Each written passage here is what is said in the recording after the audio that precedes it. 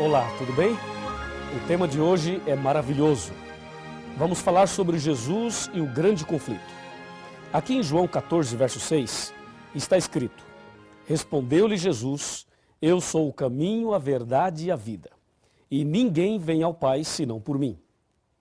Esta é a maior verdade sobre Jesus. Ele é o caminho, a verdade e a vida, e que ninguém será salvo senão por ele. A questão é a seguinte: lá em Daniel 8, verso 12, diz que Satanás jogaria a verdade por terra. E para fazer isso, Satanás usaria a igreja romana e as suas filhas. E assim, Satanás pisaria na verdade. Jesus é a verdade. Eu pergunto, será que Satanás pode jogar Jesus por terra?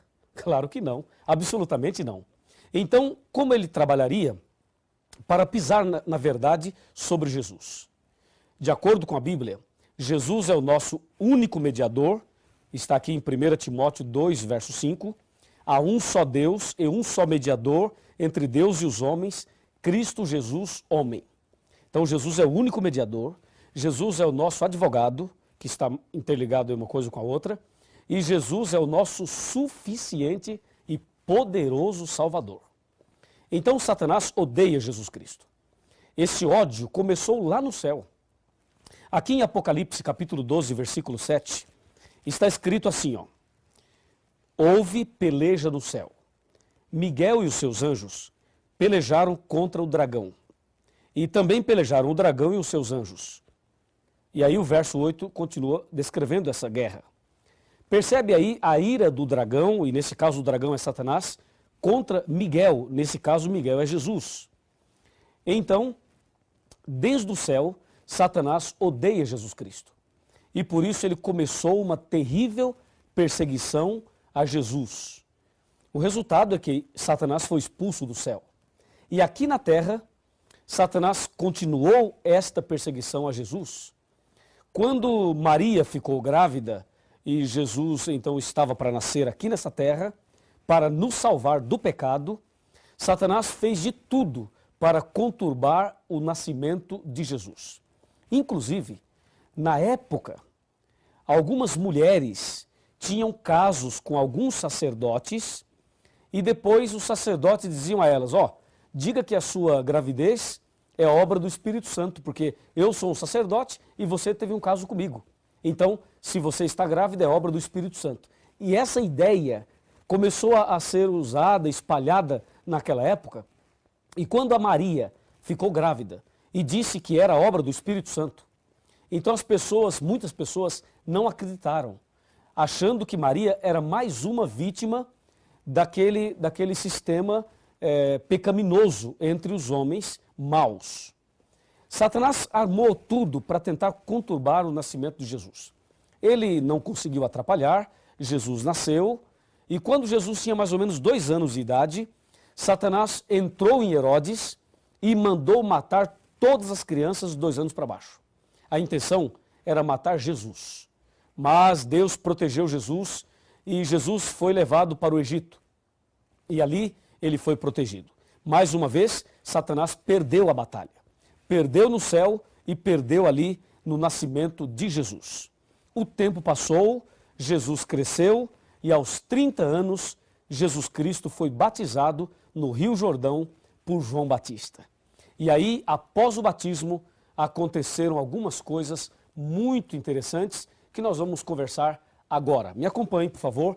Vamos analisar exatamente o que aconteceu ali após o batismo de nosso Senhor Jesus Cristo. Jesus foi batizado e após esse batismo, ele foi ao deserto. E diz a Bíblia em São Mateus capítulo 4, que ele foi levado pelo Espírito ao deserto. E lá no deserto ele ficou em jejum 40 dias e 40 noites, depois teve fome. E aí apareceu o tentador e disse, se tu és filho de Deus, transforma as pedras em pães. E aí Jesus respondeu dizendo, está escrito, nem só de pão viverá o homem, mas de toda palavra que sai da boca de Deus. E aí vem a segunda tentação, lança-te daqui abaixo, e aí vem a terceira tentação, e a terceira é que eu gostaria de destacar com você. Por favor, me acompanhe aqui em São Mateus capítulo 4. São Mateus capítulo 4, versículo 8, aqui está a terceira tentação. Versículo 8. Então levou ainda o diabo ao monte muito alto, mostrou-lhe todos os reinos do mundo e a glória deles. E lhe disse, tudo isso te darei, se prostrado me adorares. Olha que absurdo. Satanás pediu a Jesus que o adorasse e disse, eu te dou todos os reinos do mundo e a glória deles. E aí diz o versículo 11, ou melhor, o versículo 10, Mateus 4, verso 10. Então Jesus lhe ordenou, retira-te, Satanás, porque está escrito, ao Senhor teu Deus adorarás e só a Ele darás culto. Que maravilha! Jesus foi firme ali.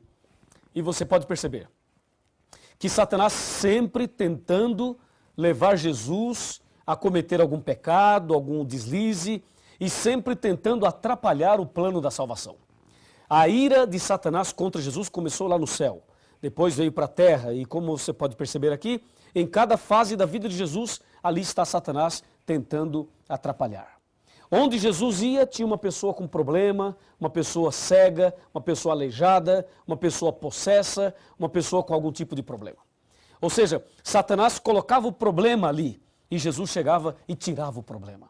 Jesus colocava a mão e curava as pessoas. Jesus chegava e os demônios iam embora. Jesus libertava aquela pessoa. E assim, toda a vida de Cristo foi uma vida também envolvida no grande conflito. De um lado, Satanás perturbando, atrapalhando. Do outro lado, Jesus amando, curando, libertando, salvando as pessoas. Até que o tempo foi passando. E chegou o momento em que Jesus deveria ir a Jerusalém. E ali Jesus deveria ser entregue, deveria ser preso e deveria ser morto. E aí aconteceu um fato muito curioso que nós vamos ver na Bíblia. Mas antes de ver, quero lhe fazer uma pergunta. Na sua opinião, Satanás queria que Jesus morresse? Sim ou não? Na sua opinião, você acha que o diabo gostaria que Jesus morresse? Vamos pensar. Se Jesus morresse, o que o diabo ganharia com isso? Aparentemente nada. Pelo contrário, a morte de Cristo seria a derrota de Satanás. Mas se Satanás não tentasse Jesus, se Jesus não morresse, o que teria acontecido? Percebe? Satanás, se ele pudesse matar uma pessoa, ele mataria quem é cristão ou quem não é cristão. Ele mataria quem serve a Deus ou quem não serve. Resposta. Se o diabo pudesse matar e ele matasse um cristão, o que o diabo ganharia com a morte de um cristão? Não ganharia nada, porque o cristão morreria salvo e a morte do cristão ainda poderia salvar outras pessoas. É ou não é? Agora, se o diabo matar uma pessoa que não é cristã, além da pessoa morrer perdida, então Satanás ali conseguiu tirar uma vida. Logo, se ele pudesse matar, ele mataria uma pessoa não cristã. Agora, e no caso de Jesus? Satanás queria que Jesus morresse ou não? Resposta. Houve um tempo em que Satanás desejou a morte de Cristo. Mas houve um tempo em que ele não desejou a morte de Cristo. Houve um tempo em que ele queria que Jesus pecasse. Pecasse. A ideia era essa. Por isso que aqui em Mateus 4, ele tenta Jesus para Jesus pecar.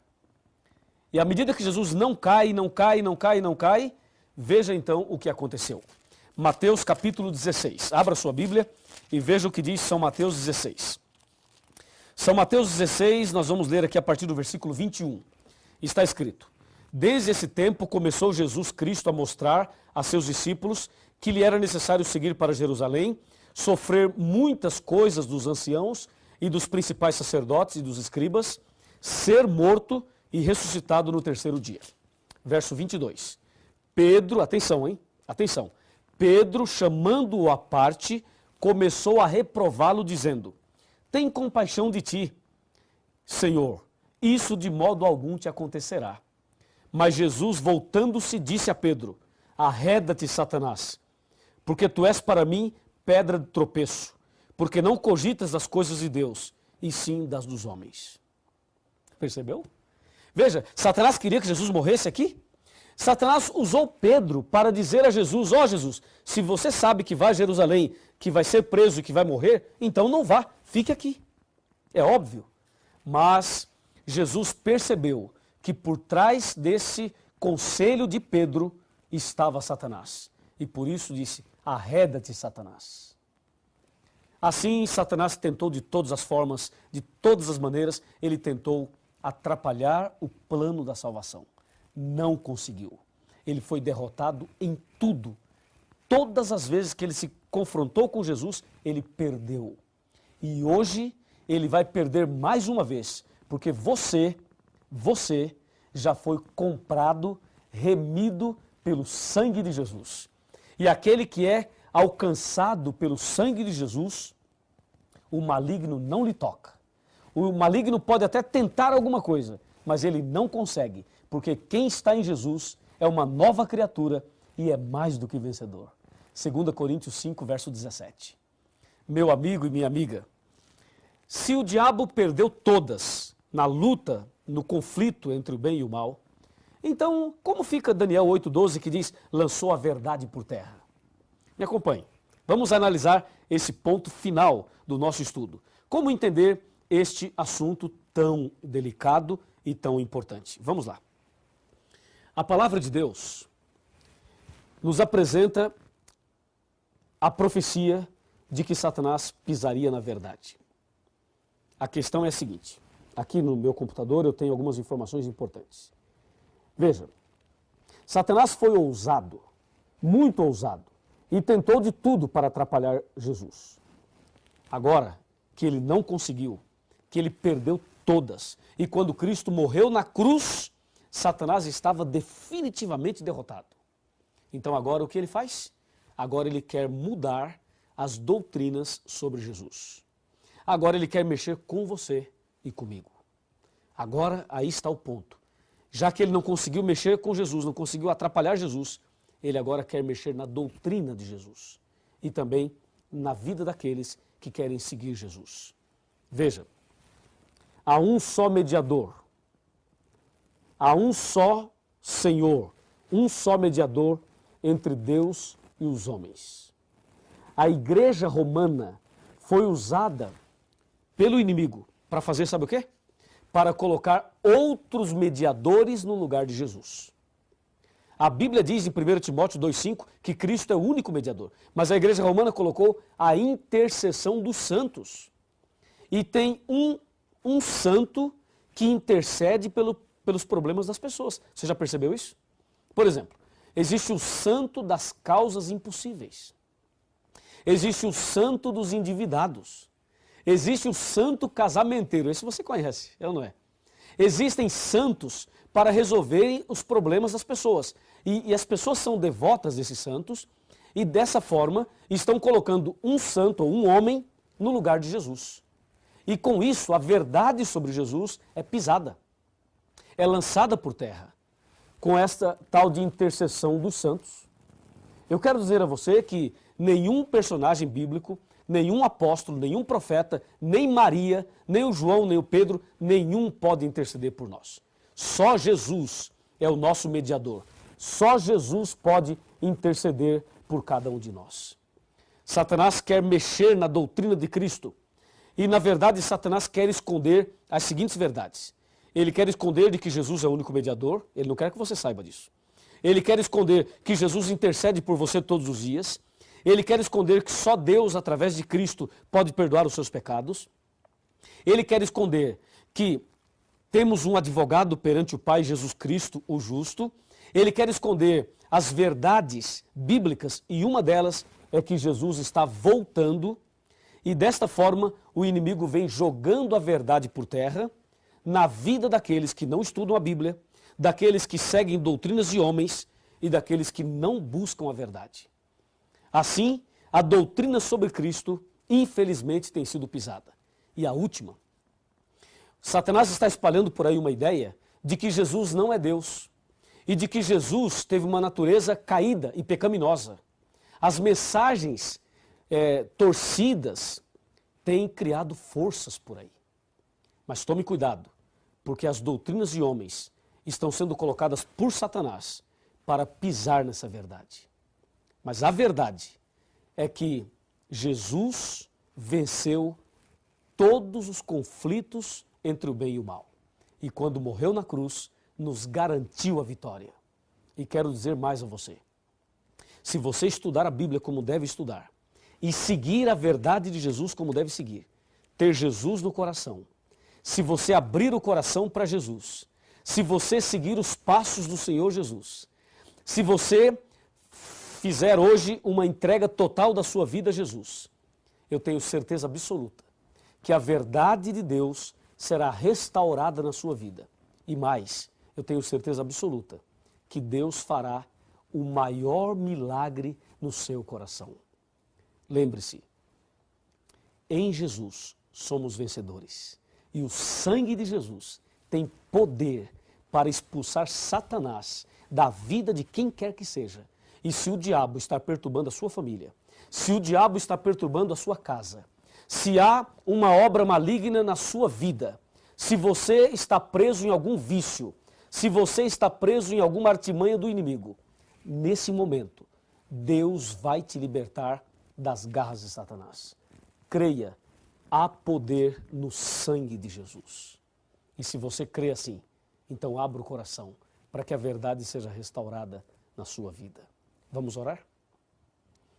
Grandioso Deus, Pai Todo-Poderoso, muito obrigado, porque Jesus venceu e nós também somos vencedores em Jesus Cristo. Eu entrego nas tuas mãos esta pessoa que está orando comigo nesse instante e que o teu poder se manifeste na vida dele e na vida dela. Em nome de Jesus. Amém. No trono do viver só existe lugar para lugar de quem governa todo o ser. No trono do viver só pode haver um Senhor. Se forem dois, um será amado, outro rejeitado. Vem, decide agora quem vai ocupar seu coração. Mas lembre, se ele não for o primeiro em seu coração, então já não é mais nada, não passa de uma ilusão. Mas se ele for o primeiro, o seu companheiro, motivo do seu existir, você vai viver, você vai sorrir, você vai vencer.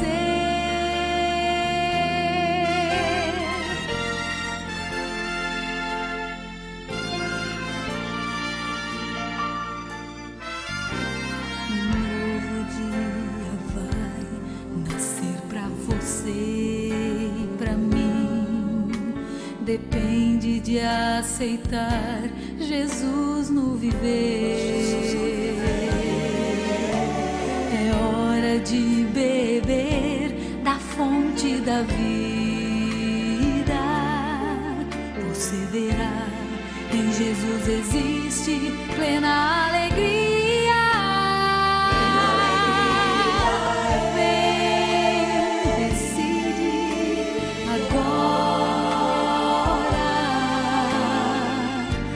Vai ocupar seu coração, mas lembre, se ele não for o primeiro em seu coração,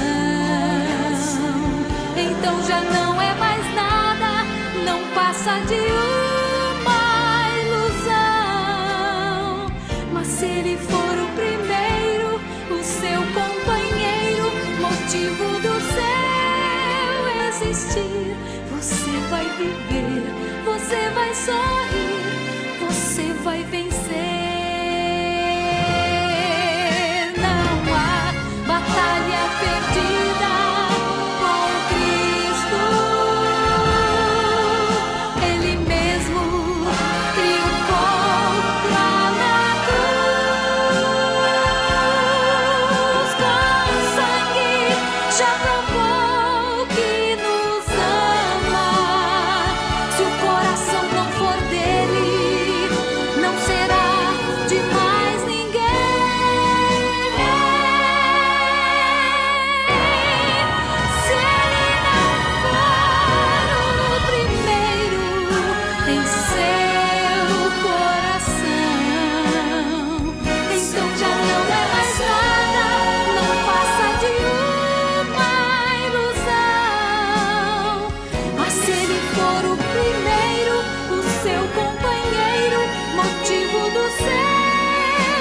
existir, você vai viver, você vai sorrir, você vai vencer.